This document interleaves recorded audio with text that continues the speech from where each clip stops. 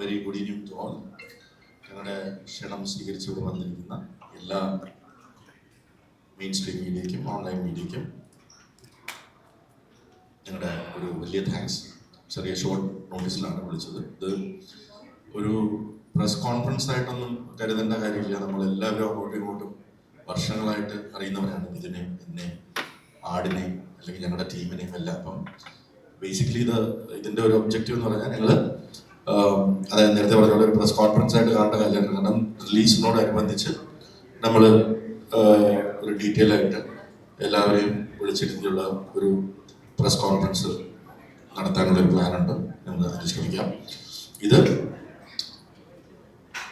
ഇന്ന് മീഡിയയ്ക്കും ഓൺലൈൻ മീഡിയയ്ക്കും എല്ലാം സിനിമയുടെ വിജയത്തിൽ വളരെ വലിയ സ്ഥാനമാണുള്ളത്. നിങ്ങൾ കൊടുക്കുന്ന കമ്മ്യൂണിക്കേഷൻ ഒരു സിനിമയെ എങ്ങനെ അതിൻ്റെ വിജയത്തിലേക്ക് നയിക്കാമെന്നുള്ളത് online media is very strong. അപ്പോൾ നിങ്ങളോട് എല്ലാവരോടും എല്ലാ സഹായങ്ങളും സപ്പോർട്ടും റിക്വസ്റ്റ് ചെയ്യുന്ന, അതോടൊപ്പം തന്നെ നിങ്ങൾക്ക് എന്തെങ്കിലും കണ്ടന്റ് റിലേറ്റഡ് ആയിട്ടുള്ള അല്ലെങ്കിൽ റിലീസ് സംബന്ധമായ ചോദ്യങ്ങളുണ്ടെങ്കിൽ അതിനുള്ള ഉത്തരം നൽകാൻ, റിലീസ് സംബന്ധമായ ചോദ്യങ്ങൾക്ക് ഉത്തരം നൽകാൻ ഞാനും, കണ്ടന്റ് റിലേറ്റഡ് ആയിട്ടുള്ള ചോദ്യങ്ങൾക്ക് ഉത്തരം നൽകാൻ ഡയറക്ടറും കൂടെ ഉണ്ട്. ഇതൊരു മീറ്റ് ആൻഡ് ഗ്രീറ്റ് ആയിട്ട് ആണ് നിങ്ങൾ കരുതേണ്ടത്. അതോട് നിങ്ങളോട് അത് കഴിഞ്ഞിട്ട് നിങ്ങളോട് കാണാനും ഒരു സൗഹൃദ സംഭാഷണത്തിന് ആക്ടേഴ്സും കുറച്ച് പേര് ഇവിടെ എത്തിച്ചേരാമെന്ന് പറഞ്ഞിട്ടുണ്ട്. അവർ നിങ്ങൾ ഡിന്നർ കഴിക്കുമ്പോഴോ ഒക്കെ വന്ന് നിങ്ങളെ കാണുന്നതായിരിക്കും. അപ്പോൾ സ്റ്റാർട്ട് ചെയ്യാം. നിങ്ങൾക്ക് ട്രെയിലർ നിങ്ങൾ കണ്ടതാണ്. വളരെ നല്ല റെസ്പോൺസാണ് ഞങ്ങൾക്ക് ട്രെയിലറിന് കിട്ടിയിരിക്കുന്നത്. ഞങ്ങൾക്ക് നല്ല കമൻറ്റ്സ്, നല്ല മെസ്സേജസ്, നല്ല റിയാക്ഷൻസ് ഓൺലൈൻ മീഡിയയിൽ നിന്ന് കിട്ടിയിട്ടുണ്ട്. അത് ഒരുപാട് സന്തോഷം തരുന്ന കാര്യം തന്നെയാണ്. അപ്പോൾ നമുക്ക് സ്ട്രേറ്റ് ചോദ്യങ്ങളിലേക്ക് കിടക്കാം അല്ലേ? Okay, shoot.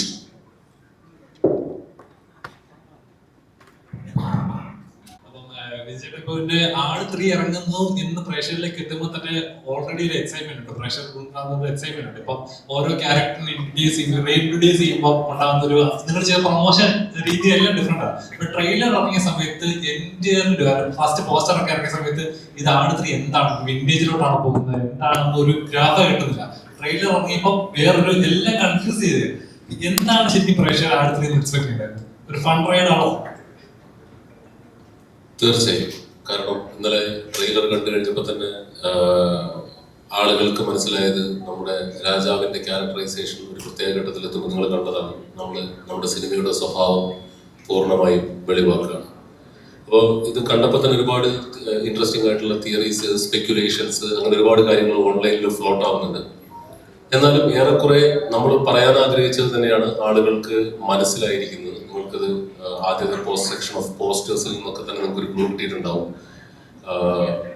ഒരു കാലഘട്ടത്തിന്റെ കഥ കൂടിയുണ്ട് നമ്മുടെ ആട് 3. ഇത്തവണ നമ്മൾ ഒരു ടൈം ലൈനിൽ കൂടി കൂടുതൽ അവതരിപ്പിക്കുന്നുണ്ട്. നിങ്ങൾക്ക് ഏകദേശം മനസ്സിലായി കാണും. അപ്പം മറ്റൊരു ടൈം ലൈനിൽ ഒരു ഭൂതകാലത്തിൽ എന്ന് വിളിക്കാവുന്ന ഒരു കാലത്തിൽ ഇവരുടെ ലുക്ക് ആൻഡ് ഫീൽ ഉള്ള മറ്റൊരു കൂട്ടം പുതിയ ക്യാരക്ടേഴ്സ്, ഒരു ആടുമണ്ണിൽ എങ്ങനെ ഷാജി പാപ്പനും സർബത്ത് ഷമീറും അറക്കലും ഒക്കെ വന്നു, അതുപോലെ ഒരു കൂട്ടം ആളുകൾ കൂടി നമ്മുടെ ആടിന്റെ യൂണിവേഴ്സിലേക്ക് വരികയാണ്. ആക്ച്വലി ആട് സിനിമാറ്റിക് യൂണിവേഴ്സ് എന്ന് നമ്മൾ പറഞ്ഞൊരു തമാശയ്ക്ക് പറഞ്ഞു തുടങ്ങിയതാണെങ്കിലും ഇപ്പം ഒരു 6-7 പുതിയ ക്യാരക്ടേഴ്സിന്റെ അഡീഷൻസോട് കൂടി നമ്മുടെ യൂണിവേഴ്സ് ഒന്നും കൂടി വലുതായിരിക്കുകയാണ്. നിങ്ങൾക്ക് അവരെ വേണമെങ്കിൽ മറ്റൊരു ടൈം ലൈനിൽ ജീവിച്ചിരുന്ന അല്ലെങ്കിൽ ജീവിക്കുന്ന ഒരേ രൂപസാദൃശ്യമുള്ള ആളുകൾ എന്ന് വിളിക്കാം, അല്ലെങ്കിൽ പുനർജന്മങ്ങൾ എന്ന് വിളിക്കാം. എങ്ങനെയാണെങ്കിലും നമ്മുടെ പടത്തിലേക്ക് ഒരു ടൈം ലൈൻ കൂടെ ആഡ് ചെയ്യപ്പെടുകയാണ്. ബേസിക് ഫ്ലേവറിലൊന്നും ഒരു മാറ്റവുമില്ല. നമ്മുടേത് ഹ്യൂമർ പടം തന്നെയാണ്. അത് നിങ്ങൾ കണ്ടതാണ് ട്രെയിലറിൽ. പിന്നെ scale, canvas, scope, production value എല്ലാം നമ്മൾ ഒന്ന് അപ്ഗ്രേഡ് ചെയ്തിട്ടുണ്ട്. പിന്നെ ഒരുപാട് കൂടുതൽ ഒരുപാട് കൂടുതൽ അപ്ഗ്രേഡ് ചെയ്തിട്ടുണ്ട്.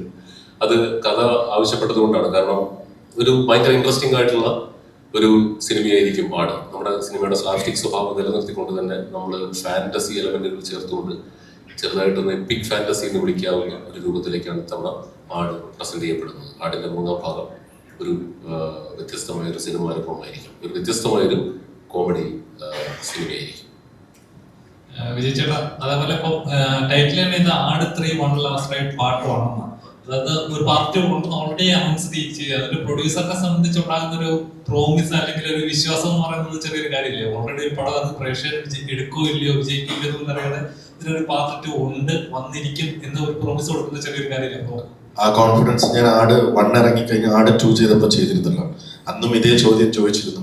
ആട് 1 ഒരു ബോക്സ് ഓഫീസ് പരാജയമായിരുന്നിട്ട് ആട് 2 എങ്ങനെയാണ് ഇറക്കുന്നത് നമ്മളോട് മീഡിയ മാത്രമല്ല തിയേറ്ററുകാർ ചോദിച്ചു, ഇൻഡസ്ട്രി ചോദിച്ചു.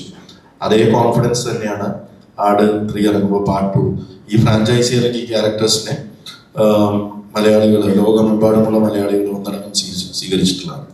അപ്പോൾ അതിൽ ആ ഫ്ലേവറും നമുക്കറിയാം, ഓഡിയൻസ് എന്താണ് പ്രതീക്ഷിക്കുന്നത്. നേരത്തെ മിഥുൻ പറഞ്ഞ പോലെ ഇതിൽ ആ ക്യാരക്ടേഴ്സിനോടൊപ്പം തന്നെ അവർ തന്നെ പെർഫോം ചെയ്യുന്ന, വേണമെങ്കിൽ പുനർജന്മം എന്ന് വിളിക്കാം, അല്ലെങ്കിൽ അതേ ടൈം ലൈൻസ്, പണ്ടത്തെ ടൈം ലൈൻസിൽ ജീവിച്ചിരുന്ന വേറൊരു ക്യാരക്ടേഴ്സ് എന്ന് വിളിക്കാം. അത് ഓരോരുത്തരുടെ ഇമാജിനേഷൻ പോലെ ഇത് ചെയ്യാവുന്നതാണ്. അപ്പൊ ആട് 2ന്റെ ആട് 1 കഴിഞ്ഞ് ആട് 2ലേക്ക് ഞങ്ങൾ വരുമ്പോൾ ഞങ്ങൾക്ക് മനസ്സിലായ ഒരു കാര്യം, ഈ ക്യാരക്ടേഴ്സിനെ ആളുകൾ ജനങ്ങളോട് സ്വീകരിച്ചു, മനസ്സുകൊണ്ട് സ്വീകരിച്ചു കഴിഞ്ഞു. അപ്പോൾ അവർക്ക് ഇഷ്ടപ്പെടുന്ന രീതിയിൽ ആ ക്യാരക്ടേഴ്സിനെ നമ്മൾ ഒരു കഥയോടൊപ്പം അല്ലെങ്കിൽ ഹ്യൂമർ ഫ്ലേവറോടൊപ്പം കൊണ്ടുവന്നാൽ മലയാളികൾ സ്വീകരിക്കുമെന്നുള്ള ഉറപ്പ് ഉള്ളത് കൊണ്ടാണ് ആട് 2 അത് ജനങ്ങൾ 2 കൈ നീട്ടി സ്വീകരിച്ചു. ആട് 3ലേക്ക് വരുമ്പോൾ നേരത്തെ മിഥുൻ പറഞ്ഞ പോലെ ഇതിന്റെ സ്കെയിൽ വലുതാണ്. ഇതിലൊരു കുറച്ചും കൂടെ ഡെപ്തുള്ള ഒരു സ്റ്റോറി ഉണ്ട്. അപ്പം മറ്റത് ഇപ്പം ആട് 1-ൽ മിഥുൻ പറയുന്നതായിരിക്കും കറക്റ്റ്, നീലക്കുടി വരും. അപ്പം എന്താണ് ഇതിന്റെ വ്യത്യാസം എന്ന് ചോദിച്ചാൽ, ആട് 1-ൽ നമ്മളൊരു പെട്ടിയിലടച്ച നീലക്കൊടുവേലിക്ക് പിന്നാലെ ഓടി, ആട് 2-ൽ നമ്മളൊരു പെട്ടിയിലടച്ച ഒരു കമ്മട്ടത്തിന്റെ പിന്നാലെ ഓടി, ആട് 3-ലും ആ ഓട്ടം പാപ്പനും സംഘവും തുടർന്നുകൊണ്ടേ ഇരിക്കുന്നു. 2 ടൈം ലൈനിൽ ചിലപ്പോൾ ഓടിയെന്ന് വരും. ഇത്രേ ഉള്ളൂ വ്യത്യാസം. ബേസിക്കലി ആ പഴയൊരു ടൈം ലൈൻ സൃഷ്ടിച്ചെടുക്കാൻ ഇത്തിരി കഷ്ടപ്പെട്ടു. അത് നിങ്ങൾക്ക് കാണുമ്പോൾ മനസ്സിലാവും. ആ കോൺഫിഡൻസ് തന്നെയാണ് പാർട്ട് 3 എടുക്കാനും. നമുക്കിപ്പോൾ പാർട്ട് 2-ൽ എന്തെങ്കിലും പോരായ്മകൾ ഉണ്ടെന്ന് ജനങ്ങൾ പറഞ്ഞാൽ ഞങ്ങൾ ഈ ഫ്രാഞ്ചൈസി എന്ന് പറയുന്നത് അടുത്ത പാർട്ടിൽ കണ്ടിന്യൂ ചെയ്യുന്നു എന്നുള്ള ഉറപ്പ് നൽകുന്നത് കഥ, അത് സിനിമ കാണുമ്പോൾ നിങ്ങൾക്ക് മനസ്സിലാവും അത് എന്തുകൊണ്ടാണ് അങ്ങനെ പറയുന്നതെന്ന്. അത് ആദ്യം ഞങ്ങൾ പറയാതിരുന്നത്, ഈ ഓൺലൈൻ മീഡിയയിൽ ഒരുപാട് കഥകൾ വരട്ടെ ഓരോന്നോരോന്നായിട്ട് വരട്ടെ എന്ന് പറഞ്ഞിട്ട് നമുക്ക് ട്രെയിലർ ഇറങ്ങി കഴിഞ്ഞിട്ട് അതിലൂടെ അത് ജനങ്ങളിലേക്ക് എത്തിക്കാം എന്നിട്ട് അതിൻ്റെ കൂടെ ഭാഗമായിട്ടാണ് ഈ മീറ്റ് ആൻഡ് ഗ്രീറ്റ് ഞങ്ങൾ വെച്ചത്. അതേപോലെ തന്നെ ഇത് ഇറങ്ങുന്ന റിലീസ് ദിവസം തന്നെ 2 പടങ്ങളാണ്. അത് 2 ഹെവി പടങ്ങൾ തന്നെയാണ്. ടോക്സിക് ഉണ്ട്, ദുരന്തവും ഉണ്ട്. അപ്പോൾ എങ്ങനെയാണ് അതിനെ ഇപ്പോൾ തിയേറ്റേഴ്സിന്റെ എണ്ണം പ്രേക്ഷകർ ഏതിനെ കയറും അല്ലെങ്കിൽ ഏതധികം ഒരു ടെൻഷൻ ഉണ്ടാവുമല്ലോ? അല്ല, ഇതുപോലൊരു സീസൺ മലയാളത്തിൽ വളരെ കുറച്ച് സീസണുകളിലേ ഉള്ളൂ. എല്ലാം ഇതുപോലൊരു സീസണിൽ വേറെ പടങ്ങൾ ഉണ്ടാവില്ല എന്ന് വിചാരിക്കാൻ മാത്രം ഒരിക്കലും അങ്ങനെ ഒരു കാണാനില്ല. അപ്പൊ എന്തായാലും പടങ്ങൾ ഉണ്ടാവും. 2 അന്യഭാഷാ ചിത്രങ്ങൾ വരുന്നു. അതിലൊരെണ്ണം ഫസ്റ്റ് പാർട്ട് ഹിറ്റായ സിനിമ തന്നെയാണ്. വേറൊരെണ്ണം അതേപോലെ ഓൾ ഇന്ത്യ ലെവലിൽ ഇറങ്ങുന്ന ഒരു മാസ് സിനിമയാണ്. പക്ഷേ ആട് എന്ന് പറയുന്നത് മലയാളികളുടെ സ്വന്തം ഫ്രാഞ്ചൈസിയാണ്. മലയാളികൾ കഴിഞ്ഞ 8 വർഷത്തിൽ ഞാൻ ഏറ്റവും കൂടുതൽ കേട്ടിട്ടുള്ള ചോദ്യം ആട് 3 എന്ന് വരും എന്നുള്ളതാണ്. അതിനുള്ള ഉത്തരവുമായി ഞങ്ങൾ വരികയാണ്. നിങ്ങൾ ചോദിച്ച ചോദ്യത്തിനുള്ള ഉത്തരവാണ്. അപ്പൊ അത് നിങ്ങളുടെ ഉത്തരവാദിത്തമാണ്. മലയാള സിനിമയെ സ്നേഹിക്കുന്ന അല്ലെങ്കിൽ ആടിനെ സ്നേഹിക്കുന്ന ഞങ്ങൾ കൊണ്ടുവരുന്നു. ഇനി നിങ്ങൾ പറയാം അതിന്റെ കൂടെ വേറെ പടം ഉണ്ടായിരുന്നല്ലോ, ഇനി ഒറ്റ എന്ന് പറഞ്ഞ കാര്യമായിരുന്നു, നിങ്ങൾ എന്താ ഒറ്റക്കിറക്കാൻ എന്നൊന്നും ചോദിക്കരുത്. പിന്നെ ഇത് ഒരു ക്ലീൻ വ്യൂ ചിത്രമാണ്, ഫാമിലി എന്റർടൈനർ. അപ്പോൾ ഒരു സമ്മർ കാലത്ത് ഹോളിഡേ തുടങ്ങുന്ന സമയത്ത് ഇതുപോലുള്ള ഒരുപാട് ഹോളിഡേസ് ഉള്ള അല്ലെങ്കിൽ എക്സാമുകളൊക്കെ കുറേ കഴിഞ്ഞു, പിന്നെ കുറച്ച് 2-3 ദിവസം കഴിയുമ്പോൾ വീണ്ടും എല്ലാ എക്സാമുകളും കഴിഞ്ഞു, കുട്ടികളും ഫ്രീ ആണ്. അപ്പൊ ഫാമിലിയോടൊപ്പം ഒരുമിച്ച് വന്നിരിക്കാവുന്ന, അതായത് 18+ അല്ല, 10 വയസ്സോ 5 വയസ്സോ 2 വയസ്സോ ഉള്ള കുട്ടികൾക്ക് പോലും അമ്മയ്ക്കും അച്ഛനോടൊപ്പം വന്നിരുന്ന് എൻജോയ് ചെയ്യാവുന്ന ഒരു കംപ്ലീറ്റ് ഫാമിലി എന്റർടൈനർ ആണ്. അതാണ് നമ്മുടെ ഓഡിയൻസ്. ഇതൊരു ക്ലീൻ യു ചിത്രമായിരിക്കും എന്നുള്ളത് 24 പടത്തിന്റെ സെൻസറിങ്ങിന് പോയ എനിക്ക് ഓൾറെഡി അറിയാം. അതുകൊണ്ട് ഇനി എന്തെങ്കിലും അങ്ങനെ ഒരു കട്ട് സെൻസർ പറഞ്ഞാൽ തന്നെ ഞങ്ങളത് കട്ട് ചെയ്യാൻ തയ്യാറാണ്. കാരണം ഇത് എല്ലാ കുടുംബത്തോട് ഒരുമിച്ചിരുന്ന് വന്ന് കാണേണ്ട സിനിമയായതുകൊണ്ട് ആ ഓഡിയൻസ് ആടിലേക്ക് വരും എന്ന് തുടക്കത്തിൽ തന്നെ ആടിലേക്ക് വരും എന്ന് ഞങ്ങൾ പ്രതീക്ഷിക്കും. എനിക്ക് തോന്നുന്നു ഏറ്റവും കൂടുതൽ പ്രഷർ ഇപ്പോൾ ദൃശ്യം കഴിഞ്ഞ് കഴിഞ്ഞാൽ ഏറ്റവും കൂടുതൽ എക്സ്പെക്ട് ചെയ്യുന്ന ആട് എന്ന സിനിമയാണ്. കാരണം അത്രയും പാർട്ടുകളായിട്ട് ഇറങ്ങുന്നത് വേറൊരു സിനിമ ഉണ്ടോന്ന് ഡൗട്ടാണ് മലയാളത്തിൽ. ഫ്രൈഡേ ഫിലിംസിന് ഓൺ ചെയ്യാൻ പറ്റുന്ന ഒരു മുൻതൂരം തന്നെ ആയിരിക്കും അല്ലേ? ദൃശ്യം കഴിഞ്ഞാൽ ആടിറ്റുക എന്നുള്ളതുകൊണ്ടാണ് ദൃശ്യത്തിന് 2 ആഴ്ച മുമ്പേ ഞങ്ങൾ ഇറങ്ങുന്നത്.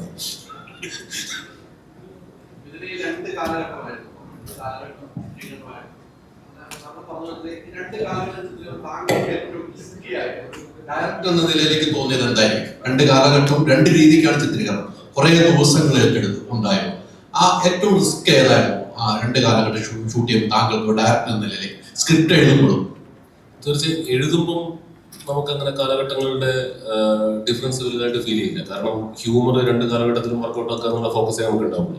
പക്ഷെ ഇത് എക്സിക്യൂഷനിലേക്ക് കടക്കുമ്പോഴാണ് നമ്മൾ ചലഞ്ചസ് നേരിടുക. കാരണം ഒരു 10-25 കുതിരകളൊക്കെ സിംഗിൾ ഫ്രെയിമിൽ വരിക എന്ന് പറഞ്ഞാൽ ഞാനങ്ങനെ കുതിരകളിൽ നിന്നും ഒരുപാട് വെച്ച് ഷൂട്ട് ചെയ്തിട്ടില്ല എന്ന് തന്നെ പറയാം. പെട്ടെന്ന് നമ്മളൊരു വലിയ ഒരു എപ്പിക് സെറ്റപ്പിലേക്ക് ചെല്ലുമ്പോൾ അത് റിയലി ചലഞ്ചിങ് ആയിരുന്നു. കാരണം 5-6 ഷോട്ടുകളൊക്കെ മാത്രം എടുക്കാൻ പറ്റുന്ന ദിവസം ആക്ടേഴ്സ് ഹോഴ്സ് റൈഡിങ് പഠിക്കണം. അങ്ങനെ ഒരു കൂട്ടം ആക്ടേഴ്സിന്റെ ഭാഗത്തൊക്കെ കൂടി ഇരിക്കുന്നുണ്ട്. ഇവരൊക്കെ ഹോഴ്സ് റൈഡിങ് പഠിച്ച് അത് ഇവരുമായിട്ട് കുതിരകൾ സെറ്റ് ആവണം. അതിനിടയിൽ മഴ പെയ്യുന്നു. അങ്ങനെ ഒരു ഇപ്പൊ ഞങ്ങളൊരു 130ഓളം ദിവസം ഷൂട്ട് ചെയ്തത് ഏകദേശം 10 മാസത്തോളം എടുത്താണ്. മഴ ഒരു വലിയ ചലഞ്ചായിരുന്നു. ഇട്ട സെറ്റുകൾ കുറെ നശിച്ചുപോയി. പക്ഷെ അതെല്ലാം മറികടന്നുകൊണ്ട് നമ്മളിപ്പോൾ റിലീസിന് തയ്യാറെടുത്ത് നിൽക്കണം. ഓഫ് കോഴ്സ് ഭൂതകാലം ഷൂട്ട് ചെയ്തപ്പോൾ പാസ്റ്റ് ടൈം ലൈൻ ഷൂട്ട് ചെയ്തപ്പോൾ ഭയങ്കര ബുദ്ധിമുട്ടുകളുണ്ടായിരുന്നു, ചലഞ്ചിങ് ആയിരുന്നു. അറ്റ് ദ സെയിം ടൈം ഭയങ്കര കമ്പല്ലിങ് സിനാരിയോ ആയിരുന്നു. കാരണം നമ്മൾ ഇതുവരെ ചെയ്തിട്ടില്ലാത്ത ഒരു ഏരിയ എക്സ്പ്ലോർ ചെയ്തപ്പോൾ എല്ലാവർക്കും അതൊരു കൗതുകമായിരുന്നു. ആ കൗതുകമാണ് നമ്മുടെ ട്രെയിലറിൽ കാണുന്ന പാസ്റ്റ് ടൈം ലൈൻ വരുമ്പോൾ ആ വിഷ്വൽസിന്റെ പ്രൊഡക്ഷൻ വാല്യൂ, ക്വാളിറ്റി എന്നൊക്കെ പറയുന്നത്. എല്ലാവരും നമ്മുടെ DOP ആണെങ്കിലും നമ്മുടെ പ്രൊഡക്ഷൻ ഡിസൈനർ ആണെങ്കിലും കോസ്റ്റ്യൂം ആണെങ്കിലും എല്ലാവരും അതിനുവേണ്ടി ആത്മാർത്ഥമായി പ്രൊഡക്ഷൻ ടീമിന്റെ കൂടെ ജോലി ചെയ്തിട്ടുണ്ട്. അതുകൊണ്ട് തന്നെ അത് ഷൂട്ടിംഗ് ഇത്തിരി ബുദ്ധിമുട്ടായിരുന്നു. ബട്ട് സ്റ്റിൽ അപ്പം അത് എന്റർടൈൻമെന്റ് ആക്കാനായിരുന്നു ഞങ്ങൾ ഈ കഷ്ടപ്പാടുകൾക്കിടയിലും ശ്രമിച്ചുകൊണ്ടിരുന്നത്. പിന്നെ 150 രൂപ കൊടുത്ത് സിനിമ കാണുന്ന പ്രേക്ഷകരെ സംബന്ധിച്ചിടത്തോളം എല്ലാ സിനിമയ്ക്കും ഒരേ കഷ്ടപ്പാട് തന്നെയാണ്. ബട്ട് ചലഞ്ചിങ് ഓഫ് കോഴ്സ് ഇതായിരുന്നു ഭൂതകാലം ഷൂട്ട് ചെയ്യില്ലായിരുന്നു. ഈ 2 കാലഘട്ടത്തിൽ ഈ പറഞ്ഞ പോലെ നമുക്ക് ചിരിക്കണം അല്ലേ? പ്രേക്ഷകർ ചിരിപ്പിക്കാനാണ് 2 കാലഘട്ടം ഉപയോഗിക്കുന്നത് ഈ സിനിമയിൽ പറഞ്ഞത്. അപ്പൊ അതിന്റെ 2 കാലഘട്ടം മീറ്ററിന്റെ കാര്യത്തിലൊക്കെ ഒരു ശ്രദ്ധ ഡയറക്ടറും നിങ്ങളെല്ലാവരും ശ്രദ്ധിക്കണ്ടായിരുന്നു. അത്തരം ഒരു ശ്രദ്ധ ഏതിനായിരിക്കും ഏറ്റവും കൂടുതൽ വേണ്ടി വന്നിരുന്നത്? അവരുടെ നമുക്ക് ചിരിക്കണം, 2 കാലഘട്ടം ചിരിക്കാൻ പറ്റുമെന്ന് പറയുന്നത്. അപ്പൊ കറക്റ്റ് ആയിരിക്കും മീറ്റർ പോകേണ്ട, കറക്റ്റ് മീറ്ററിൽ തന്നെ പോകണം. അതിൽ ഏറ്റവും ശ്രദ്ധ ചെലുത്തിയത് ഏതിലായിരിക്കും? അതില് ഭൂതകാലത്തിലെ കോമഡികൾക്ക് ഭാഷാപരമായ ചില പരിമിതികളുണ്ട്. നമ്മളിവിടെ അടിക്കുന്ന പോലത്തെ നമ്മുടെ മോഡേൺ സ്ലാങ് ഉപയോഗിച്ചിട്ട് നമുക്ക് അവിടെ എളുപ്പത്തിൽ ഒരു സാധനം പറഞ്ഞ് ഫലിപ്പിച്ച് രക്ഷപ്പെടാൻ പറ്റില്ല. അപ്പം അവിടെ നമ്മൾ ചിലപ്പോൾ കൊളോക്കിയൽ അന്ന് കാലത്ത് ഉപയോഗിച്ചിരുന്ന മലയാളം പറഞ്ഞാൽ ചിലപ്പോൾ ഇന്നത്തെ കാലത്ത് ആൾക്ക് മനസ്സിലായില്ല എന്ന് വരും. അങ്ങനെ ഒരു അപകടമുണ്ട്.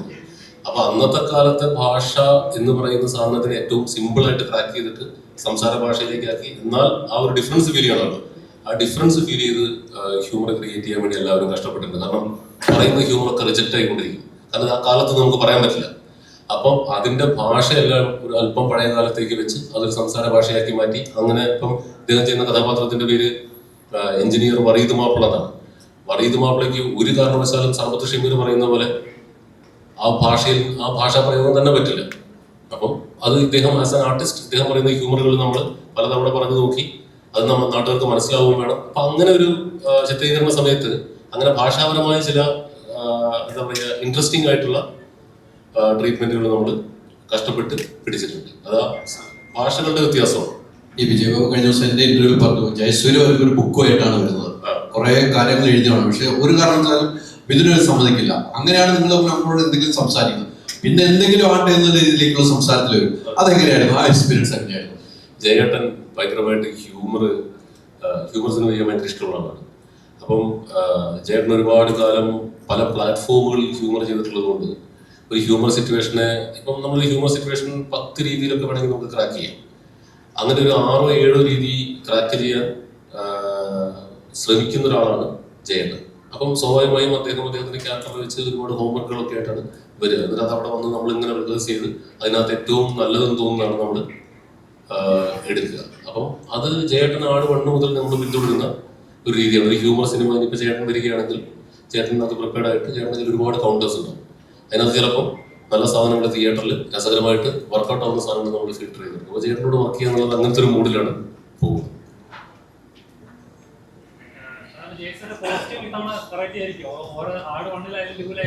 ചെറിയ മാറ്റങ്ങൾ ഇങ്ങനെ ഓരോ സിനിമയിലും വന്നുകൊണ്ടിരിക്കുമല്ലോ. അതുപോലെ മുണ്ടിലും ചുബയിലും പറ്റാവുന്ന രീതിയിൽ ഉള്ള പരീക്ഷണങ്ങളാണ് നിങ്ങൾ ട്രെയിലറിലൊക്കെ കണ്ടത്. അത് ജയേട്ടന്റെയും സരിത ജയസൂര്യ ചേച്ചിയുടെയും ഡിപ്പാർട്ട്മെന്റാണ്. അപ്പൊ ചെറിയ ട്വീക്കിങ്ങുകൾ മോഡിഫിക്കേഷനുകൾ വരുത്തിക്കൊണ്ട് ആ പാപ്പനിസം നിലനിർത്തിക്കൊണ്ടുള്ള കോസ്റ്റ്യൂംസ് തന്നെയാണ് നമ്മൾ ശ്രമിച്ചിട്ടുള്ളത്.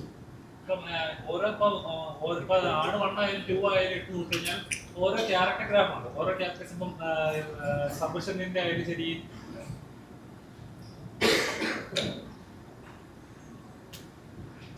ഇപ്പം ഇവർ ഗ്യാങ്ങിലുള്ളവരുടെ കഥാപാത്രങ്ങളായിരിക്കും ഓരോരുത്തർക്കും ഓരോ ഗ്രാഫ് ഉണ്ട്. അപ്പം ചിലർക്ക് ഓവറായിട്ട് എക്സ്പ്ലോർ ചെയ്യാൻ പറ്റില്ല, ചിലർക്ക് നല്ലോണം എക്സ്പ്ലോർ ചെയ്യാൻ പറ്റുമായിരിക്കും. അപ്പം ഇപ്പോൾ ആട് 1-ലുള്ളവരുടെ കഥാപാത്രങ്ങൾ ആട് 2-ലേക്ക് വന്നപ്പോൾ ഇച്ചിരി ഗ്രാഫ് കൂടി. അബുവിന്റെ കഥാപാത്രമായാലും എല്ലാം അങ്ങനെ. ഇപ്പൊ ആട് 3-ലേക്ക് വരുമ്പോൾ എത്രത്തോളം വ്യത്യാസമുണ്ടോ ഓരോ കഥാപാത്രങ്ങൾ? ഇച്ചിരി എക്സ്പ്ലോർ ചെയ്യാനുള്ള സ്പേസ് കൂടുതലാണോ കുറയാണോ? എക്സ്പ്ലോർ ചെയ്യാനുള്ള സ്പേസ് കൂടിയിട്ടുണ്ട് ഇത്തവണ ട്രെയിലറിൽ പ്രാതിനിധ്യം കണ്ടതുപോലെ സാത്താൻ സേവറിന്റെ ഏരിയ കുറച്ച് കൂടിയിട്ടുണ്ട്. ആ ക്യാരക്ടർ കഥയിൽ നിർണായകമായ ഒരു ഏരിയയിൽ പുള്ളിന്റെ സീനുകളുണ്ട്. പിന്നെ ക്യാപ്റ്റൻ ക്ലീറ്റസിന്റെ ഏരിയ കുറച്ചും കൂടി എക്സ്പ്ലോർ ചെയ്തിട്ടുണ്ട് 2 കാലത്തിലും. പിന്നെ സ്വാഭാവികമായും പടത്തിന് ആട് 2-നേക്കാൾ റൺ ടൈം ഉള്ള പടമായിരിക്കും. അപ്പൊ തന്നെ നമുക്ക് ക്യാരക്ടർ എക്സ്പ്ലോറേഷനൊക്കെ കുറച്ചും കൂടി സമയം കൊടുത്തിട്ടുണ്ട്. പിന്നെ ഷാജി പാപ്പനും സംഘവും ഡ്യൂഡും സംഘവും എല്ലാം മാറ്റമില്ലാതെ തുടരുന്നു. ഇക്കാലത്തും എല്ലാ കാലത്തും പ്രത്യേകിച്ച് ഒരു ഗതിയും പരഗതിയും ഇല്ലാതെ അവർ തുടർന്നുകൊണ്ടേയിരിക്കുന്നു. നിങ്ങൾ ട്രെയിലറിൽ കണ്ട പോലെ അവരുടെ ബേസിക് ക്യാരക്ടർ അതാണ്. അത് മാറുക എന്നുള്ളത്, അത് മാറുന്നിടത്ത് ആട് ഫ്രാഞ്ചൈസ് അവസാനിക്കുകയാണ്. ഷാജി പാപ്പൻ എന്ന് രക്ഷപ്പെടുന്നോ അന്ന് ആട് അവസാനിക്കും. അപ്പോൾ അവര് രക്ഷയില്ലാതെ തന്നെ തുടർന്നുകൊണ്ടേയിരിക്കുന്നു. രക്ഷപ്പെടുത്തില്ല. അതുപോലെ ഒരു സമയത്ത് ഒരു വാർത്ത കേട്ടു, ആട് 3D-യിലാണ് ഇറങ്ങുന്നത്. അപ്പൊ ആ രീതിയിൽ എന്തെങ്കിലും ചർച്ച വന്നിരുന്നോ, അത് മാറ്റിയതാണോ? കറക്റ്റ് ആട് 3D ചോദിക്കലും സൈജോട്ടനോട് വന്നിരുന്നു. അദ്ദേഹമായിരുന്നു ആട് 3D-യിൽ ചെയ്യാന്നുള്ള പ്ലാൻ വെച്ചത്. ആക്ച്വലി അങ്ങനെ ഒരു പ്ലാൻ ഉണ്ടായിരുന്നു, ആലോചന ഉണ്ടായിരുന്നു. പക്ഷെ സിനിമ ഇത്രയും വലുതായി മാറിയതിനു ശേഷം അതിന്റെ പോസ്റ്റ് പ്രൊഡക്ഷൻ എടുക്കാൻ പോകുന്ന ഒരു സമയം അത്യാവശ്യം ദൈർഘ്യമുള്ളതാണ്, ലെങ്തി പ്രോസസ്സാണ്. അപ്പൊ പിന്നെ എപ്പിക് ഫാന്റസിയിലേക്ക് നമ്മൾ മാറി കഴിഞ്ഞപ്പം ആ ഒരു കോംപ്ലിക്കേഷൻ കൂടി നമ്മൾ ഈ പറഞ്ഞ പോലെ ആ ടൈം എന്ന് പറയുന്ന ഒരു സാധനം ഉണ്ടല്ലോ, 3D കൺവേർഷന് വേണ്ടി മൊത്തം അതിനി തൽക്കാലം വേണ്ടാതെ പിന്നീട് തീരുമാനിക്കുകയായിരുന്നു. ഇനീഷ്യലി അങ്ങനെ ഒരു പ്ലാൻ ഉണ്ടായിരുന്നു. അന്ന് സിനിമ ഇത്ര വലുതല്ലായിരുന്നു. റൈറ്റിംഗ് സ്റ്റേജിൽ നമ്മളൊരു ബേസിക് സ്ട്രക്ചർ ആയിട്ടുണ്ടായിരുന്നു. പിന്നെ നമ്മുടെ ഷൂട്ടും എല്ലാം നീണ്ടുപോയപ്പോൾ 3D എന്നുള്ള പ്ലാൻ സ്വാഭാവികമായും നടക്കാതെ വന്നു. പിന്നെ അത് ഡ്രോപ്പ് ചെയ്തു.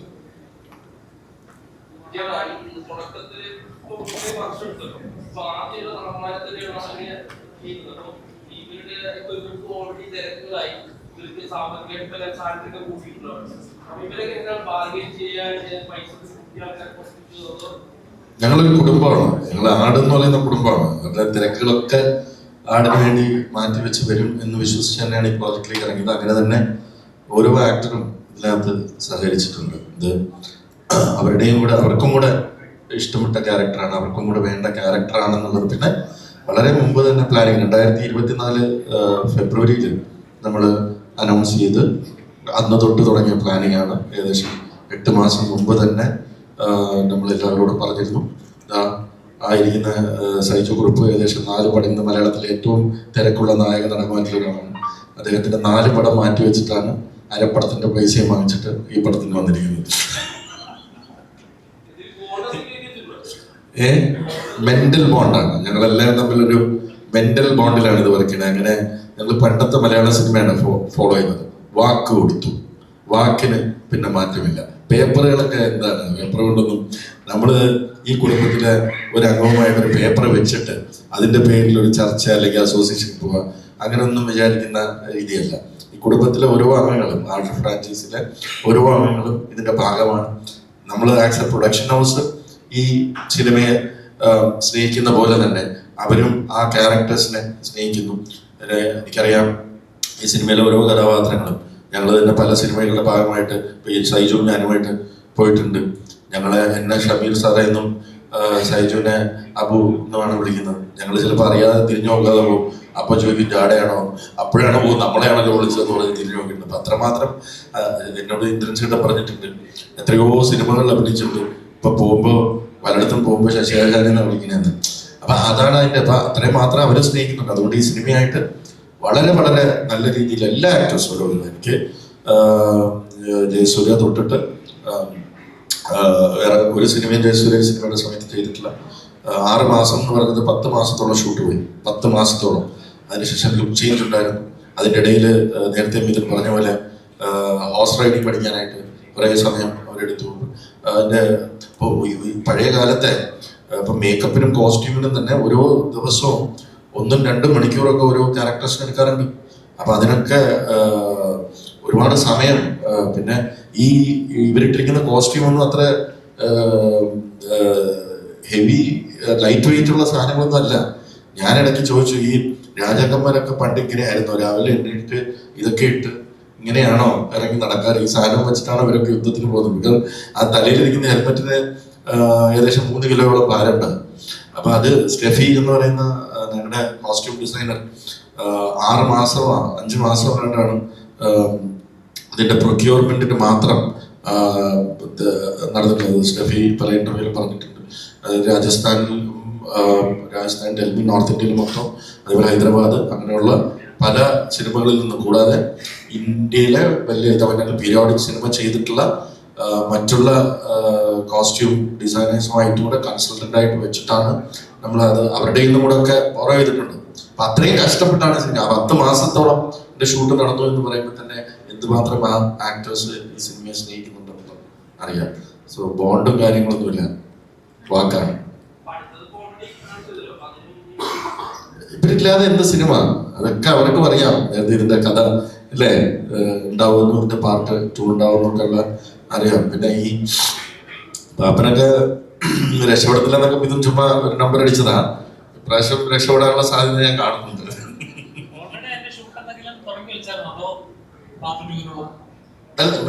അല്ല, ഷൂട്ട് നമ്മൾ ഫ്രഷ് ആയിട്ട് അത് ചെയ്യുന്നു.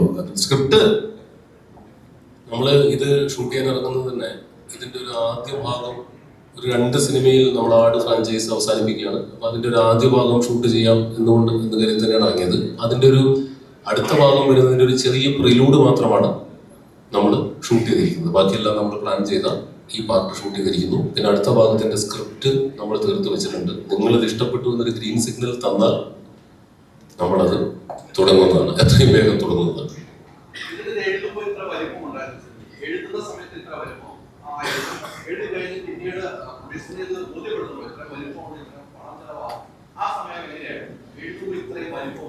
ഇത്രയും വലിയൊരു, അതായത് ഇപ്പൊ നേരത്തെ പറഞ്ഞ ശമ്പളത്തിന്റെ കാര്യമൊക്കെ ഒന്നുമില്ല, നെഗോസിയേഷന്റെ കാര്യമൊക്കെ എല്ലാവർക്കും വാരിക്കോരി ശമ്പളം കൊടുത്തേക്കാന്നൊക്കെ കരുതിയാണ് നിർമ്മാതാവ് വരുന്നത്. പക്ഷെ സ്ക്രിപ്റ്റ് വായിച്ചു കഴിഞ്ഞപ്പോഴാണ് ആ പ്ലാനെല്ലാം തകിടം പൊളിച്ചത്. കാരണം ബഹുഭൂരിപക്ഷ ശമ്പളവും നമുക്ക് സ്ക്രീനിലേക്ക് കാണിക്കാൻ ആവശ്യമായി വന്നു. അപ്പൊ ആ വലിപ്പം നമ്മളെ എഴുത്തിൽ തന്നെ ഉണ്ടായിരുന്നു. അപ്പൊ അത് ഷൂട്ട് ചെയ്ത് തുടങ്ങിയപ്പോൾ അതിങ്ങനെ ചലഞ്ചിങ് ആവും നമുക്കറിയാമായിരുന്നു. അതുകൊണ്ടാണ് നമ്മൾ വിജയചേട്ടൻ, വേണുചേട്ടനെ കൂടി പ്രൊഡക്ഷനിലേക്ക് കൊണ്ടുവരുന്നത്. കാരണം അങ്ങനെ ഒരു സ്കോപ്പുള്ള ഒരു വലിയ സംരംഭമാണ് ആട് 3. അപ്പൊ അത് 2 പാർട്ട് സിനിമയായിട്ട് കൺസീവ് ചെയ്തു. ഇതിന്റെ ഫസ്റ്റ് പാർട്ട് നമ്മൾ എക്സിക്യൂഷൻ കഴിഞ്ഞു, ഒരു പ്രിലൂഡും ചെയ്തിട്ടുണ്ട്. പ്ലസ് സെക്കൻഡ് പാർട്ടിന്റെ സ്ക്രിപ്റ്റ് തീർത്ത് വെച്ചിരിക്കുന്നു. ഇതിന്റെ സ്വീകരണത്തിനനുസരിച്ച് നമ്മൾ അതിന്റെ ഷൂട്ടിങ്ങിലേക്ക് കടക്കുന്നതാണ്. ഇനി ഇത് ഞാൻ പറയുന്നു, റെഡിയാണ്. ഹൈദരാലി ഉണ്ടെന്നുള്ള വരവറിയിച്ചതല്ലേ, എല്ലാം റെഡിയാണ്.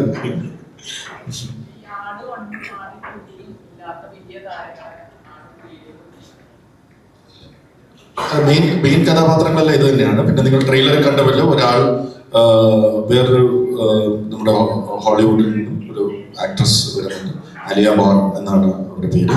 ഓൾറെഡി നിങ്ങൾ ട്രെയിലർ കണ്ടാണ്. അതാണ് മെയിൻ കഥ. പിന്നെ ചെറിയ ചെറിയ കഥാപാത്രങ്ങൾ വന്നും പോയി ആടിച്ചോലും മണ്ണിലും ഉള്ളതുപോലെ തന്നെ വന്നും പോയി നിൽക്കും. അത് തീർക്കാനാണ് ഞങ്ങൾ ഇവിടെ ഇരിക്കുന്നത്. ചോദിച്ചോ എന്താണ്? എന്താ? ഇല്ല ഇല്ല ഇല്ല.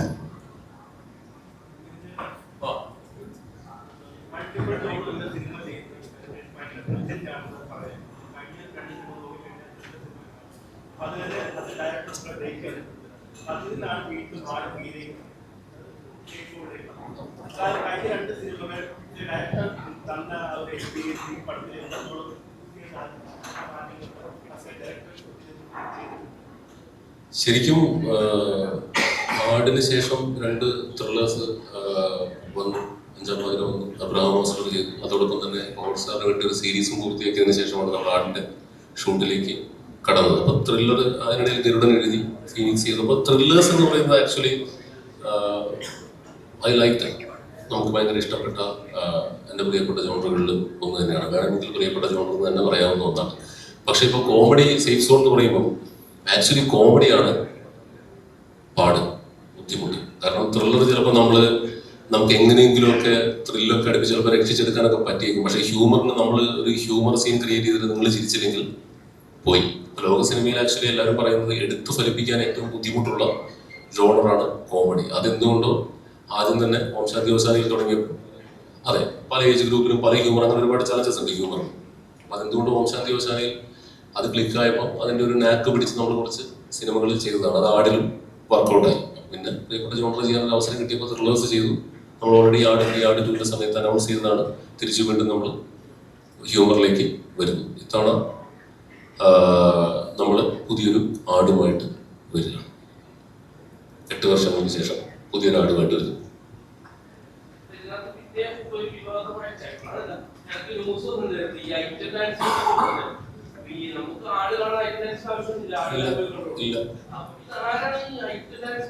ശരി, എന്നോട് അത് ഞാൻ നിങ്ങളോട് ചോദിക്കേണ്ട ചോദ്യമല്ലേ. ഇത് ആക്ച്വലി നമ്മൾ ആടിനകത്ത് ഐറ്റം സോങ് എന്ന് പറഞ്ഞൊരു കോൺസെപ്റ്റ് ഇല്ല. നമ്മൾ ഫാമിലി സിനിമ ആയതുകൊണ്ട് നമ്മളൊരു ഡാൻസ് സെറ്റ് ചെയ്യും, ഒരു എന്റർടൈൻമെന്റ് ഡാൻസ്. കഴിഞ്ഞ പ്രാവശ്യം നിക്കോളും സോളരുമാണ് കളിച്ചത്. അതങ്ങനെ ഒരു ഐറ്റം സോങ് പരിപാടിയായിട്ടില്ല. നമ്മളൊരു നന്നായി ഒരു ഹെവി ഡാൻസ് ചിത്രീകരിക്കുക, ആ സോങ് എന്റർടൈൻമെന്റ് ആവുക എന്നുള്ളതാണ് നമ്മുടെ മുഖമുദ്ര. കാരണം ഒരിക്കലും നമുക്കൊരു ഐറ്റം സോങ് വെച്ചിട്ട് നമുക്ക് യൂസ് സർട്ടിഫിക്കേഷൻ കിട്ടില്ല. അത് സെൻസർ ബോർഡിന്റെ പാരാമീറ്റേഴ്സിന്റെ ഓപ്പോസിറ്റ് ആണ്. അപ്പൊ ഇതിനകത്ത് നമ്മളൊരു ഡാൻസ് ആണ് ആക്ച്വലി എല്ലാ ആടിലും നമ്മൾ പാർട്ട് 2 മുതൽ ഉദ്ദേശിക്കുന്നത്. അപ്പൊ അത് ഞാൻ രാവിലെ ഒരു ദിവസം കണ്ണൂർ നോക്കുമ്പോൾ സോഷ്യൽ മീഡിയയിൽ നിഖില ഐറ്റം ഡാൻസ് കളിക്കുന്നു എന്ന് പറഞ്ഞ് വലിയ വാർത്ത. അപ്പൊ എന്നോട് ഡയറക്ടർമാർ സുഹൃത്തുക്കൾ 1-2 പേര് ചോദിച്ചു, നിഖില ഡാൻസ് കളിക്കുന്നുണ്ട്. അപ്പൊ ഞങ്ങൾ ഇതൊന്നും അറിയാതെ ഒരു മൂലയ്ക്ക് ഇരിക്കുകയാണ്. നിഖിലയോട് ചോദിച്ചപ്പോൾ നിഖില അന്ന് ആ പടം വരട്ടെ പറയാമെന്ന് പറയുകയും ചെയ്തു. ആക്ച്വലി നിഖിലയുടെ ഐറ്റം ഡാൻസ് എന്ന് പറഞ്ഞ കോൺസെപ്റ്റ് തന്നെ ഇല്ല. നമുക്ക് ഡാൻസ് ഉണ്ട്, അത് ഈ പറഞ്ഞ പോലെ ഒരു ആള് വന്ന് നമുക്ക് ഡാൻസ് ചെയ്യുന്നുണ്ട്. ഓഫ് കോഴ്സ് നിഖില അല്ല. എന്താന്ന് വെച്ചാല് ഒരു സിറ്റുവേഷന് അനുയോജ്യമായിട്ടുള്ള കോസ്റ്റ്യൂം ഇട്ടിട്ടല്ലേ ഡാൻസ്. ഇപ്പം ഒരു കൊള്ള സംഗീതത്തിൽ ഡാൻസ് കളിക്കുമ്പോൾ ഭരതനാട്യത്തിന്റെ ഡ്രസ് ഇട്ട് കളിക്കാൻ പറ്റില്ലല്ലോ. അതുകൊണ്ട് നമ്മുടെ ഈ സിനിമയിലെ കഥാപരമായിട്ട് എങ്ങനെയാണോ അത് ചിത്രീകരിക്കുന്നത് അങ്ങനെയാണ് ചിത്രീകരിക്കുന്നത്. അതിനെ ഐറ്റം ഡാൻസ് എന്നൊന്നും വിശേഷിപ്പിക്കാനായിട്ട് ഞങ്ങളില്ല. അത് നല്ല ഹെവി ആയിട്ടുള്ള ഒരു പെർഫോമൻസ് ഇതിനകത്തുണ്ട്. അത് ആ ക്യാരക്ടർ അല്ലെങ്കിൽ ആ സിറ്റുവേഷൻ അനുയോജ്യമായിട്ട് എങ്ങനെയാണോ ചിത്രീകരിക്കേണ്ടത്, എന്ത് കോസ്റ്റ്യൂമാണ് വേണ്ടത്, അതാണ് ഇട്ടിരിക്കുന്നത്. മാത്രമല്ല ഇനി അടുത്ത് നമ്മുടെ പ്രൊമോഷൻ മെറ്റീരിയൽ വരാൻ പോകുന്നത് നമ്മുടെ കഴിഞ്ഞ പ്രാവശ്യം വന്ന പോലെ തന്നെ സോങ് ആയിരിക്കും. അപ്പൊ നിങ്ങൾക്ക് കാണാമല്ലോ. അറിയില്ല ശരിടാ. ഇത്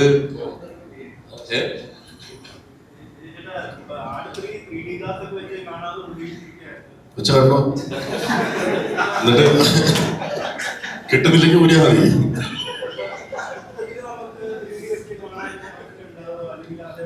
ഇത് തന്നെ വെച്ച് കണ്ടോ, ക്ലിയർ ആവില്ല, അതാ പ്രശ്നം. ആടെന്ന് പറയുന്ന ഒരു മാസ് ഫിലിമാണ്. അപ്പം എല്ലാ ഒരു മാസ് വൈഡ് റിലീസാണ് ഉണ്ടാവുക എല്ലാ തിയേറ്ററിലും. അതിനുള്ള സിറ്റുവേഷനൊക്കെ പിന്നെ അത് നാളെ ഒന്നാമത് കോസ്റ്റ് കൂടുതലാണ്. പിന്നെ വേണമെങ്കിൽ നമുക്ക് കുറച്ച് ഭാഗം 3D ഷൂട്ട് ചെയ്യാം. പിന്നെ അത് ഞങ്ങളൊന്ന് ഡിബേറ്റ് ചെയ്തപ്പോൾ നമ്മുടെ ഫ്രാഞ്ചൈസി ഇങ്ങനെ ആയിരുന്നു, ഇനിയും ഇതിന് ഭാഗങ്ങളുണ്ട്, സ്പിൻ ഓഫ്സ് വരാം, പല പല കാര്യങ്ങൾ ആടിന് റിലേറ്റഡ് ആയിട്ട് വരാം. അപ്പൊ അതെല്ലാം ഇത് ഒരു വട്ടം ഒരെണ്ണം 3D ചെയ്ത് കഴിഞ്ഞാൽ പിന്നെ ഫ്യൂച്ചറിസ്റ്റിക്കലി എല്ലാം അങ്ങനെ തന്നെ പോകേണ്ടതായിട്ട് വരും. അതുകൊണ്ട് ഇതിപ്പോ ഇങ്ങനെയാണ്. നാളെ ഇതിന്റെ ഒരു സ്പിൻ ഓഫോ എന്തെങ്കിലും നമ്മൾ പ്ലാൻ ചെയ്യുമ്പോൾ ഇത് 3D ചെയ്യണമെന്നുണ്ടെങ്കിൽ നമുക്ക് നോക്കാം. അതേപോലെ ആർട്ടിസ്റ്റുകൾ വേറെ എന്തെങ്കിലും ഐഡിയാസ് പറഞ്ഞിട്ടുണ്ട്? ഒരുപാട് ഇതിനകത്ത് ഒരുപാട് നേരത്തെ മൃദു പറഞ്ഞ പോലെ ഒരുപാട് ഇംപ്രവൈസേഷൻ. നിങ്ങൾ ആട് 2-ലും 1-ലും ചിരിച്ചിട്ടുള്ള പല ഹ്യൂമറുകളും അതിന്റെ കോൺട്രിബ്യൂഷൻ വന്നിട്ടുള്ളത് ആക്ടേഴ്സിന്റെ കയ്യിലാണ്. അത് ആടില് നമ്മള് വിതിൻ ആ ഫ്രീഡം എല്ലാവർക്കും കൊടുക്കാറുണ്ട്. കോൺട്രിബ്യൂഷൻസ് ആ വെൽക്കം. പക്ഷെ നേരത്തെ പറഞ്ഞ പോലെ ആട് 3 എന്ന് പറയുന്നത് ഓൾറെഡി സ്ക്രിപ്റ്റ് ലെങ്ത് കൂടുതലാണ്. നമുക്കറിയാം ലെങ്ത് കൂടുതലാണ്. 100 സീൻ ഉണ്ടെങ്കിൽ ഒരു സീനിൽ 1 മിനിറ്റ് വെച്ച് ഇംപ്രവൈസേഷൻ കയറുമ്പോൾ തന്നെ 100 മിനിറ്റ് കൂടുന്നു. നമുക്ക് തിയേറ്ററിൽ വരുമ്പോൾ ഇതിന് എടുക്കാനുള്ള ഒരു ലിമിറ്റ് ഉണ്ട്. അതുകൊണ്ട് പല കാര്യങ്ങളും നമ്മൾ അങ്ങനെയാണ് ഡിബേറ്റ് ചെയ്യുന്നത്. മോശമായതുകൊണ്ടല്ല, ആക്ടേഴ്സ് പറയുന്ന ചില സജഷൻസ് ഒക്കെ ബ്രില്യൻ്റ് ആണ്. പക്ഷേ ഒന്ന് നമുക്ക് നേരത്തെ പറഞ്ഞല്ലോ ഓരോ ഏജ് ഗ്രൂപ്പിനെയും സാറ്റിസ്ഫൈ ചെയ്യുന്ന, ഇപ്പം ഇന്ന് ഒരു 15 വയസ്സുള്ള കുട്ടി സംസാരിക്കുന്ന ഭാഷ അല്ലെങ്കിൽ അവർ എൻജോയ് ചെയ്യുന്ന കോമഡിയുടെ പാറ്റേൺ വേറെയാണ് അവരുടെ. എന്നാൽ 60 വയസ്സ് ഉള്ള ഒരു മുതിർന്ന സിറ്റിസൺ സംസാരിക്കുന്ന അല്ലെങ്കിൽ അവരുടെ ഹ്യൂമർ വേറെയാണ്. ആടിന്റെ ഓഡിയൻസ് ഇത് രണ്ടുമാണ്. 15 വയസ്സും 60 വയസ്സും 70 വയസ്സും. അപ്പൊ അവർക്കും മനസ്സിലാവണം. അപ്പൊ ആ ഒരു ബാലൻസിങ് ആക്ട് കൊണ്ടുവരും. അതിനോടൊപ്പം തന്നെ ആട് 3 ശക്തമായ ഒരു സ്റ്റോറി ഉണ്ട്. ഇപ്പൊ ആട് 1-ല് നീലക്കൊടുവേലില് പുറകെ പോയി, ഇതില് ആട് അല്ലെങ്കിൽ കമ്മട്ടത്തിന്റെ പുറകെ പോയി. ഇതിൽ കുറച്ചും കൂടെ ഈ 2 ടൈം ലൈൻ എസ്റ്റാബ്ലിഷ് ചെയ്യാനുള്ള ഒരു സമയവും ആ സ്റ്റോറി എസ്റ്റാബ്ലിഷ്മെന്റ് അതും ഞങ്ങൾക്ക് വേണം. അപ്പൊ അതുകൊണ്ടാണ് കോമഡികൾ ഡിബേറ്റ് ചെയ്ത് അതിൽ ആ ബാലൻസിങ് ആക്ട് ചെയ്ത് കറക്റ്റ് ആയിട്ടുള്ള കാര്യങ്ങൾ മാത്രം എടുത്ത് പോയിക്കൊണ്ടിരുന്നത്.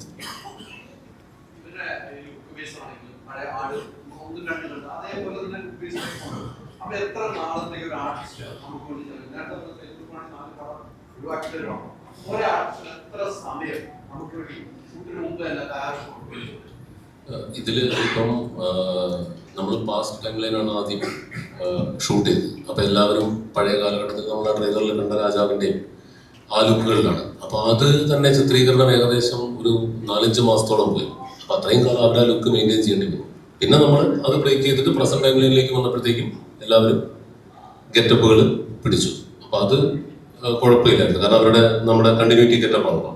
പക്ഷെ മറ്റേ കാലം ഇതിന് ലുക്കും വെച്ച് ഒരുപാട് കാലം അത് മെയിൻറ്റെയിൻ ചെയ്ത് നടക്കേണ്ടതായിട്ട് വന്നു. ബേസിക്കലി ഒരു 4-5 മാസം ഒരു ലുക്കിൽ തന്നെ നടക്കേണ്ടി വന്നിട്ടുണ്ട് ആ പാസ്റ്റ് ടൈം ലൈൻ്റെ ഒരു ലുക്കിൽ.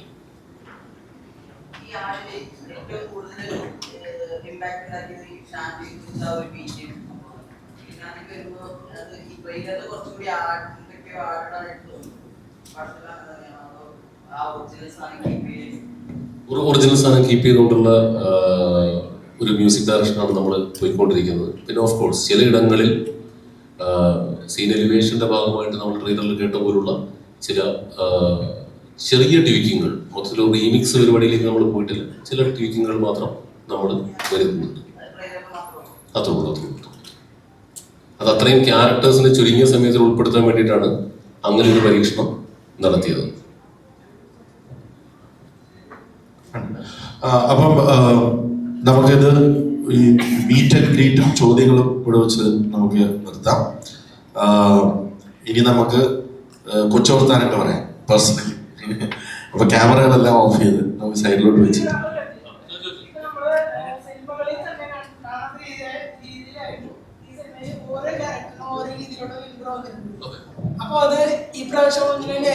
അങ്ങനെ തന്നെ ആയിരിക്കും. എല്ലാ ക്യാരക്ടറിനെയും പുതിയ ക്യാരക്ടർ അഡീഷൻസിനെയും നമ്മൾ അങ്ങനെ തന്നെ ആയിരിക്കും സ്വാഗതം ചെയ്യുക. അത് ആടിന്റെ ഒരു കീഴ്വഴക്കമാണ്. അനങ്ങിയ നമ്മൾ മാസം ട്രീറ്റുകൾ അങ്ങനെയാണ് പണ്ട് പറഞ്ഞുകൊണ്ടിരുന്നത്. പക്ഷെ അങ്ങനെയല്ല, പ്രധാനപ്പെട്ട ക്യാരക്ടേഴ്സ് വരുമ്പോൾ നമ്മൾ അങ്ങനെയാണ് അവതരിപ്പിക്കുക. നമ്മുടെ ഒരു പടത്തിന്റെ ഒരു രീതിയും സ്റ്റൈലും അങ്ങനെയാണ്. പിന്നെ നമ്മുടെ സൈജുവേട്ടൻ ഭാഗത്ത് ആർട്ടിസ്റ്റുകൾ വന്നിട്ടുണ്ട്, അവരോട് സംസാരിക്കാം, വിശേഷങ്ങൾ ചോദിക്കാം. തൊട്ടുപ്രതിരിക്കുന്ന ആളെ നിങ്ങളൊന്ന് പരിചയപ്പെട്ട് വെക്കേണ്ടതാണ്.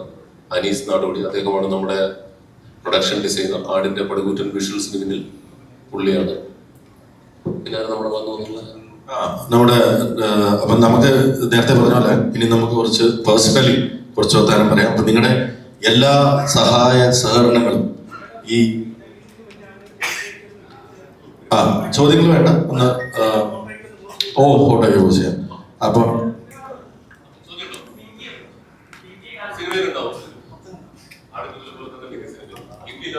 വീണ്ടും എല്ലാ സഹായ സഹകരണങ്ങളും വേണം. നമ്മുടെ മലയാളത്തിന്റെ നിങ്ങൾ ഇഷ്ടപ്പെടുന്ന ഫ്രാഞ്ചൈസി നിങ്ങളുടെ മുന്നിലേക്ക് എത്തുകയാണ്. 19-ാം തീയതി തന്നെ എത്തിക്കാൻ ഞങ്ങൾ ശ്രമിക്കാം. പാപ്പനെത്തിയ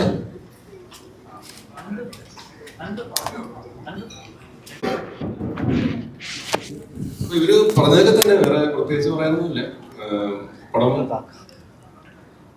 ഗംഭീരായിരിക്കും എന്ന് പറയാൻ മറ്റേ അന്ധവിശ്വാസങ്ങളൊക്കെ തല കയറും. അതുകൊണ്ട് അങ്ങനെ ഞാൻ പറയുന്നില്ല. പക്ഷെ നിങ്ങൾക്ക് എല്ലാവർക്കും ഒരുപാട്, അത് ഹൈദരാബാദിന് ഒരുമാതിരി ഒരു ചിരിച്ചത്. പക്ഷെ നിങ്ങൾക്ക് എല്ലാവർക്കും ഇഷ്ടപ്പെടുന്ന ഒരു സിനിമയായിരിക്കും, ഒരു ഹോൾസം എന്റർടൈനർ ആയിരിക്കും. ആദ്യമായിട്ട് പല ലാംഗ്വേജിലും ഇതിന്റെ ട്രെയിലർ റിയാക്ഷൻ കണ്ടപ്പോൾ ഭയങ്കര സന്തോഷം തോന്നി. ഇന്ന് ഇടയ്ക്കിടയ്ക്ക് സമയം കിട്ടുമ്പോഴത്തേക്കും ട്രെയിലർ റിയാക്ഷൻ ഏതൊക്കെ ലാംഗ്വേജിൽ നിന്ന് വന്നെന്ന് നോക്കലായിരുന്നു പണി. ഹിന്ദി, പഞ്ചാബി, ബംഗാളി, അങ്ങനെ ഒരുപാട് ലാംഗ്വേജസിലെ ഓഡിയൻസിലേക്ക് നമ്മുടെ ട്രെയിലർ എത്തി എന്ന് പറയുന്നത് ഒരുപാട് സന്തോഷമുണ്ട്. അതിനകത്ത് 1-2 ട്രെയിലർ റിയാക്ഷനിൽ അവർ പറഞ്ഞത് 1ഉം 2ഉം കണ്ടിട്ടില്ല, ഇനി കാണാൻ പോകുന്നേ ഉള്ളൂ. പക്ഷെ ഇതിന്റെ ട്രെയിലർ ഭയങ്കരമായിട്ട് അവർക്ക് ഇഷ്ടപ്പെട്ടു. അത് എങ്ങനെ അവർക്കത് അവരുടെ കണ്ണിലേക്ക് എത്തിയെന്നുള്ള അറിയില്ല, പക്ഷെ ദേ ലൈക്ഡ് ഇറ്റ്. ആൻഡ് അവർ ക്യാരക്ടേഴ്സിന്റെ പേര് റിയാക്ഷൻ പോകുമ്പോഴത്തേക്കും ക്യാരക്ടേഴ്സിന്റെ പേരും പറയുന്നുണ്ടായിരുന്നു. അപ്പൊ അത് ഒരുപാട് സന്തോഷം നൽകി. Thank you. ആ ഓഡിയൻസിന് വേണ്ടി ആട് 2 നമ്മൾ എല്ലാ ലാംഗ്വേജിലും ഡബ് ചെയ്ത് അടുത്ത ദിവസം തന്നെ അത് യൂട്യൂബിലൂടെ തന്നെ റിലീസ് ചെയ്യണം. അപ്പം ആ ഫ്ലേവർ അല്ലെങ്കിൽ ആ ക്യാരക്ടേഴ്സിന്റെ മാനറിസം അവർക്ക് മറ്റുള്ള ഭാഷയിൽ, ഇപ്പോൾ മലയാള സിനിമയെ ഒരുപാട് നോൺ മലയാളീസ് കാണാൻ ശ്രമിക്കുന്നതുകൊണ്ട് അങ്ങനെ ഒരു കാര്യം കൂടെ നമ്മൾ ചെയ്തിട്ടുണ്ട്. ഇത് അനീസ് താരോടി ഈ സിനിമയ്ക്ക് വേണ്ടി ഏറ്റവും കൂടുതൽ കഷ്ടപ്പെട്ട ഒരാളാണ്. നമ്മുടെ ആർട്ട് ഡയറക്ടറാണ്. എത്രയോ മാസങ്ങളും ദിവസങ്ങളും അദ്ദേഹം വെയിലും മഴയും ഒക്കെ കൊണ്ട് ഇതിന്റെ ഗംഭീരമായ സെറ്റുകൾ ഒരു വട്ടമല്ല, ചില സെറ്റുകളൊക്കെ 2-3 വട്ടം അതേപോലെ ഇറക്ട് ചെയ്തുകൊണ്ട് മഴ കാരണം പലതും പൊളിഞ്ഞൊക്കെ പോയി. അനീസിന് കൊടുക്കാം. Thank you sir, thank you for coming. പറഞ്ഞ പോലെ എല്ലാവരെയും പോലെ തന്നെ എക്സൈറ്റഡ് ആണ് ആട് 3ന്റെ കാര്യത്തിൽ. എന്നെ പോലെ ഒരു മനുഷ്യന് കരിയറിൽ ചെയ്ത ഏറ്റവും വലിയൊരു പ്രൊജക്റ്റാണ്.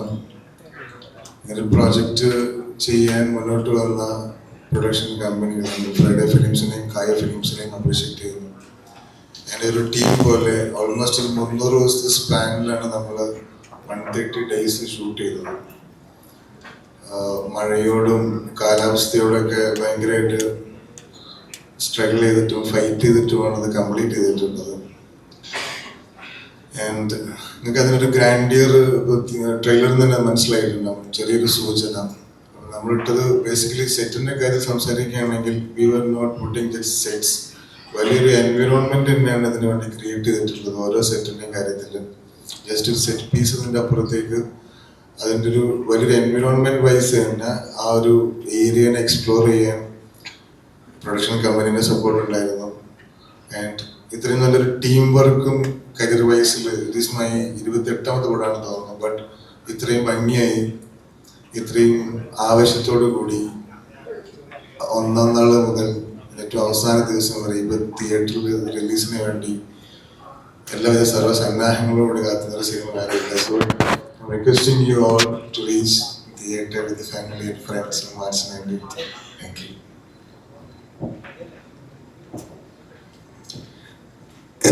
എൻ്റെ ശബ്ദം പോയിരിക്കുകയാണ്.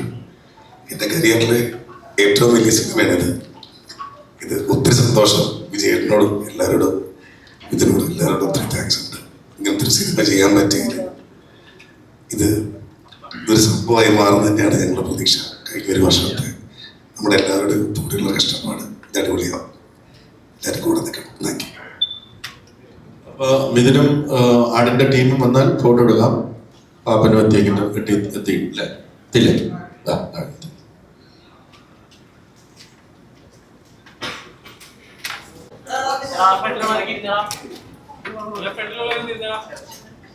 പ്രസ് കോൺഫറൻസ് ഞങ്ങളുടെ കഴിഞ്ഞു.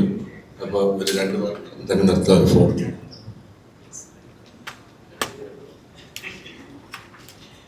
എല്ലാവർക്കും നമസ്കാരം.